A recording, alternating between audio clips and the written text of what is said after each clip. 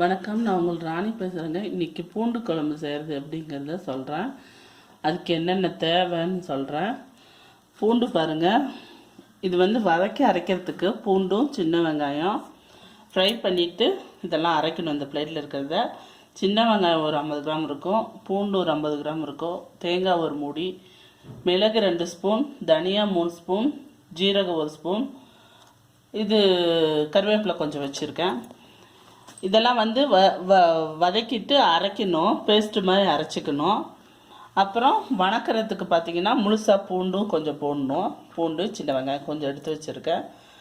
பூண்டு 50 கிராம் இருக்கும், சின்ன வெங்காயம் கொஞ்சமாக வச்சுருக்கேன், தக்காளி 1, கருவேப்பிலை, தாளிப்புக்கு கடுகு 1/4 ஸ்பூன், வடகம் கொஞ்சம், புளிக்கரைசல் சின்னதாக ஒரு எலுமிச்சம்பழம் சைஸ்க்கு புளிக்கரைசல்.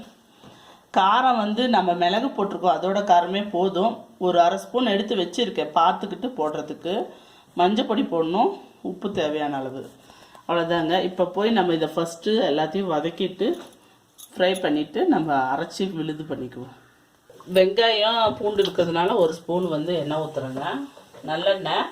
இந்த குழம்புக்கு நீங்கள் முழுக்க நல்லெண்ணெய் யூஸ் பண்ணிங்கன்னா நல்லா டேஸ்ட் கொடுக்கும். ஃபஸ்ட்டு சின்ன வெங்காயம் போடுவோம், கூடவே பூண்டு, கருவேப்பிலை.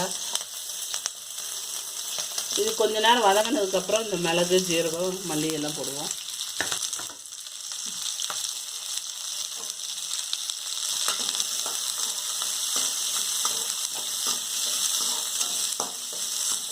பூண்டு ரொம்ப உடம்புக்கு நல்லதுங்க, சின்ன வெங்காயமும் நல்லது.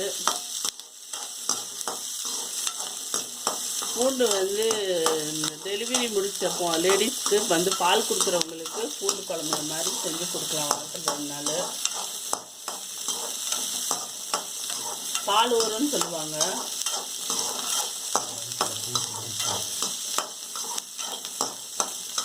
கேஸ் ப்ராப்ளம் இருக்கிறவங்களுக்கும் இந்த மாதிரி அடிக்கடி கேஸ் ப்ராப்ளம் வரவங்க தான் வாரத்தில் 1 நாள் கண்டிப்பாக தவறாமல் இந்த மாதிரி பூண்டு குழம்போ இஞ்சி குழம்போ செஞ்சிங்கன்னா அது நல்லாயிருக்கும். உடம்புக்கு நல்லது கூட இல்லையா.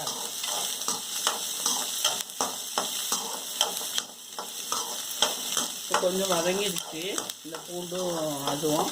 இப்போ இந்த ஸ்டேஜில் இந்த மல்லி, மிளகு, ஜீரகம் இது எல்லாத்தையும் போட்டுக்குவோம். தேங்காய் லாஸ்ட்டாக தான் போடணும். தேங்காய் ரொம்ப நேரம் வதக்கக்கூடாது.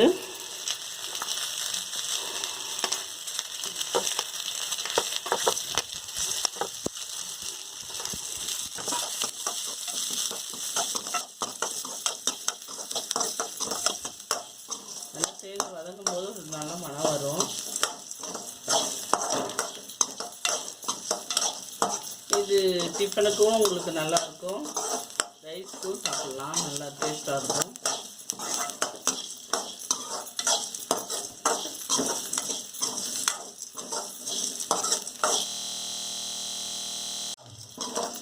இப்போ பாருங்கள், அது நல்லா ஃப்ரை ஆகிடுச்சு, நல்ல மணமாக இருக்குது. வெங்காயம், பூண்டு, அந்த தனியா, ஜீரகம், மிளகு எல்லாமே ஃப்ரை ஆகிடுச்சு. இப்போ இந்த தேங்காயை போட்டுக்குவோம். தேங்காய் ரொம்ப நேரம் ஃப்ரை பண்ண வேண்டாம், சும்மா ஒரு இதுக்காக அப்படியே போட்டு தின்னிங்கன்னா போதும். இந்த கடாய் சூடு கூட போதும்.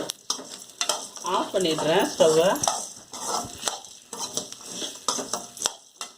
இந்த கடாய் சூட்லேயே இது பண்ணிங்கன்னா கூட போதும். ஏன்னா தேங்காய் ரொம்ப ஃப்ரை ஆச்சுன்னா தேங்காயோட தன்மை போயிடும்.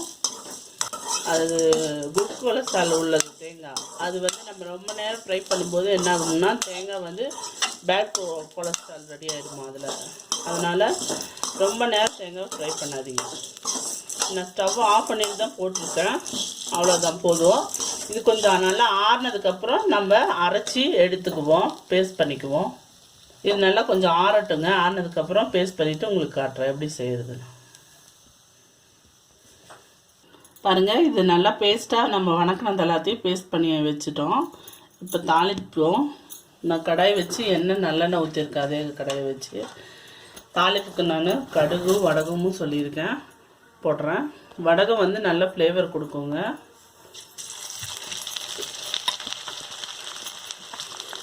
கருவேப்பிலை,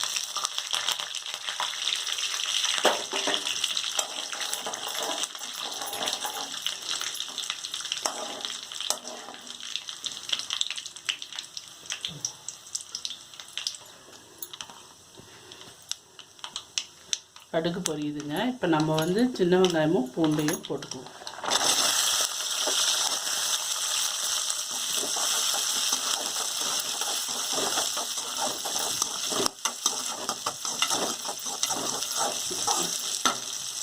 தக்காளி சேர்த்துக்கிறேன். தக்காளி வந்து உங்கள் விருப்பம்தான், தேவைப்பட்டால் சேர்த்துக்கலாம், வேண்டாம்னாலும் விட்டுக்கலாம்.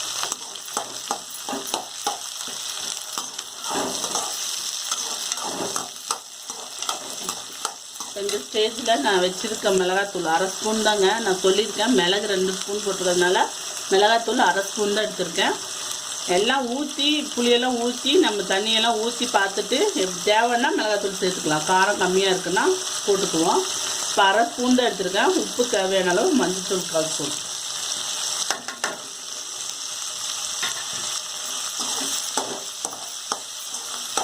போட்டு நல்லா வணக்கிக்கோங்க, அந்த பச்சை ஸ்மெல்லாம் போகிற அளவு.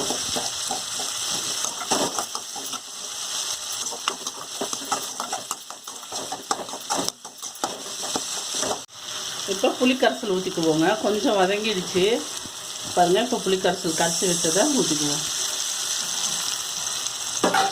புளிக்கரைசலை ஊற்றிட்டு நீங்கள் உடனே இந்த அரைச்ச மசாலாவும் ஊற்றி தண்ணியெல்லாம் ஊற்றிக்குவோம். ஏன்னா நல்லா கொதிக்கணும்.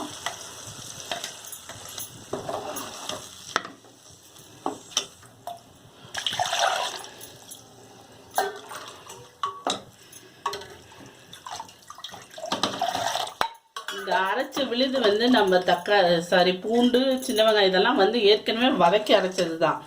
அதனால ஒன்றும் பிரச்சனை இல்லை. ஆனால் வந்து நம்ம புளி வந்து பச்சையாக ஊற்றிருக்கு இல்லைங்களா, அது நல்லா கொதி வரணும். அதனால் நல்லா கொதி வரணும். அதனால் கொஞ்சம் தண்ணி மாதிரியே வைங்க. மசாலா கொதிக்க கொதிக்க திக்காகும். நம்ம தனியாக போட்டிருக்கு இல்லைங்களா, தனியா ஜீரகம்லாம், அது சின்ன வெங்காயமெல்லாம் அரைச்சிருக்கிறோம்ல, அது கொதிக்க கொதிக்க திக்னஸ் வரும் கொஞ்சம். அதனால் தண்ணி சேர்க்கும் போது கொஞ்சம் தண்ணி மாதிரி வச்சிங்கன்னா தான் நல்லா கொதித்து வரும்போது நமக்கு நல்லா கிரேவி நல்லாயிருக்கும். கிரேவி உங்களுக்கு எந்த ஸ்டேஜில் வேணுமோ அதை பார்த்து நம்ம தண்ணி சேர்த்துக்கணும். உங்களுக்கு தண்ணி மாதிரி இருந்தால் போதும்னா கொஞ்சம் நிறைய தண்ணி விட்டுக்கோங்க. கொஞ்சம் ஒரு நல்ல 4-5 கொதி வந்ததும் இறக்கி வச்சிங்கன்னா போதும். கொஞ்சம் திக்னஸாக வேணும்னா கொஞ்சம் தண்ணி கம்மியாக சேர்த்துக்கோங்க. நான் வச்சுருக்கேன் பாருங்கள், இப்போ இந்த அளவுக்கு தான் வச்சுருக்கேன். இது கொதிக்க கொதிக்க திக்னஸ் ஆகும். இது நல்லா கொதிக்கட்டுங்க. இப்போ இந்த ஸ்டேஜில் நீங்கள் என்ன பண்ணணுன்னா காரம் கரெக்டாக இருக்கான்னு செக் பண்ணிக்கோங்க. உப்பு காரம் அதெல்லாம் செக் பண்ணிக்கோங்க.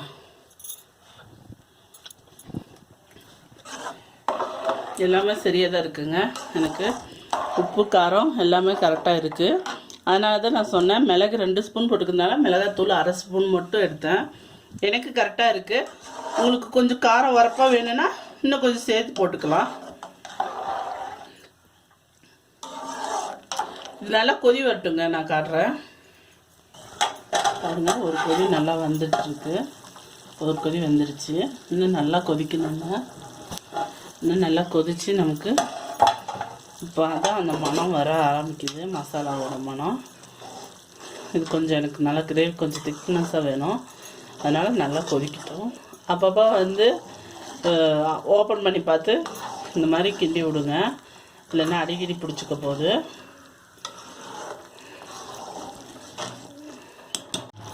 பாருங்கள், குழம்பு நல்லா கொஞ்சம் திக்காகிடுச்சு. இந்த திக்னஸ் போதுங்க. நான் ஆஃப் பண்ணிக்கிறேன். இந்த திக்னஸ் போதும்.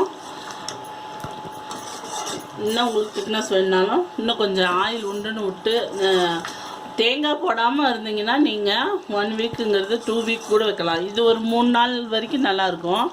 தேங்காய் சேர்த்துருக்கோம், அதுக்கு மேலே இது வைக்க முடியாது. நீங்கள் தேங்காய் போடாமல் வச்சிங்கன்னா இந்த மாதிரி செஞ்சு வச்சுட்டா ரொம்ப நல்லா யூஸ்ஃபுல்லாக இருக்குங்க, நல்லாயிருக்கும்.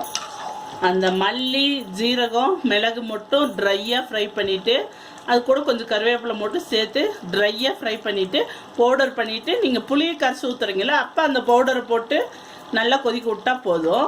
தேங்காய் சேர்க்காமல் இருந்தால் இன்னும் நிறைய நாள் வைக்கலாம். ரொம்ப நல்லா டேஸ்ட்டாக இருக்குங்க பூண்டு குழம்பு. நல்லா பூண்டெல்லாம் வெந்து போயிருக்கும், அப்படியே மாவட்டம் நல்லா இருக்கும் டேஸ்ட்டாக. இதை நான் வேறு ஒரு பவுலுக்கு மாற்றிட்டு உங்களுக்கு காட்டுறேன். பாருங்கள், பூண்டு குழம்பு ரெடி ஆகிடுச்சு. நான் வந்து தேங்காய் போட்டுக்கேன். உங்களுக்கு கிரேவி நிறையா கெஸ்ட்டு வராங்கன்னா தேங்காய் சேர்த்திங்கன்னா கொஞ்சம் கிரேவி கிடைக்கும். தேங்காய் போடாமல் வைக்கிறதா இருந்தாலும் வைக்கலாம். நான் சொன்ன மாதிரி பூண்டும் சின்ன வெங்காயமும் வதக்கிட்டு அது கூட தனியா ஜீரகம் மிளகு மட்டும் வதக்கிட்டு அதை மட்டும் நீங்கள் அரைச்சிக்கணும். தேங்காவை மட்டும் கட் பண்ணணும். நான் உங்களுக்கு இன்னொரு வாட்டி அது மாதிரி செஞ்சு காட்டுறேன் எப்படிங்கிறத. இப்போ இந்த வீடியோ உங்களுக்கு யூஸ்ஃபுல்லாக இருக்கும்னு நினைக்கிறேங்க. இது மாதிரி செஞ்சு பார்த்துட்டு எப்படி இருந்துச்சுன்னு உங்கள் கமெண்ட்ஸை சொல்லுங்கள். இது மாதிரி மேலும் வீடியோஸ் பார்க்க என்னோடய சேனலை சப்ஸ்கிரைப் பண்ணுங்கள், பெல் பட்டன் ப்ரெஸ் பண்ணுங்கள், கூடவே லைக் பட்டன் ப்ரெஸ் பண்ணுங்கள், ஃப்ரெண்ட்ஸுக்கு ஷேர் பண்ணுங்கள். தேங்க்யூ.